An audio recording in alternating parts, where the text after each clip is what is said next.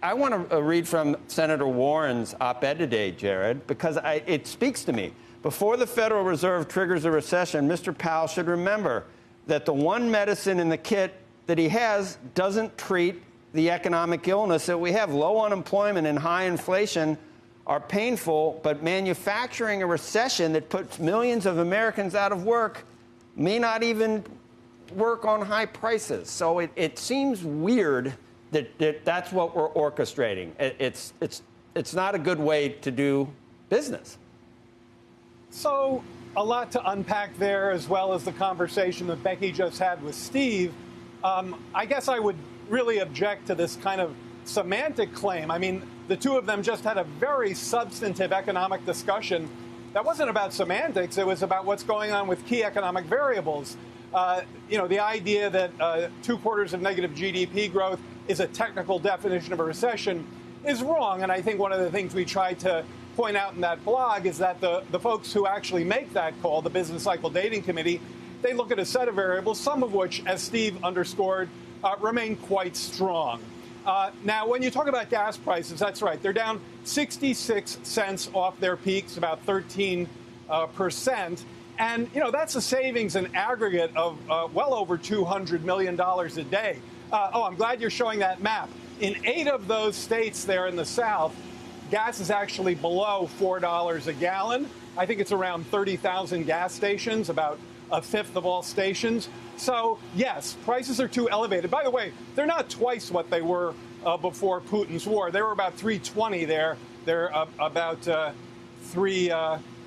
4. What is it today? It's $4.36 today. So not twice, but definitely uncomfortably elevated still. We very much have more work to do in that space, Jared, but the trend is moving in the right direction. Jared, it's just the catch-22 that we find ourselves in. And I was listening to Secretary Yellen rightly talking about how great the jobs market is right now, how low unemployment is right now.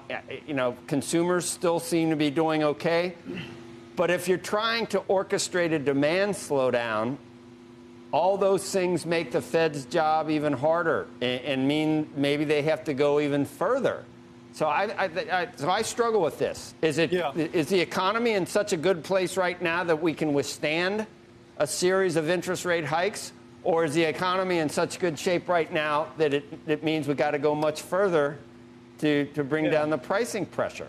Well, that's exactly the right question. And I think the point out of the conversation that Becky and Steve had, which is very much the way we think about this, is that if you look at the first half of the year, it's very hard to make a recessionary call. The data just aren't consistent with a recession in the first half, including where we are right now.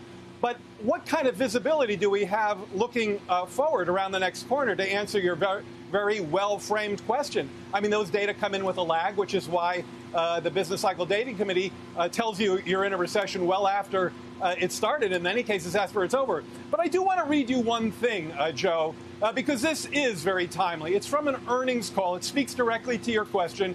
It's from an earnings call by J.P. Morgan last week, so very up to date. Quote, Consumers are in good shape. They're spending money. They have more income.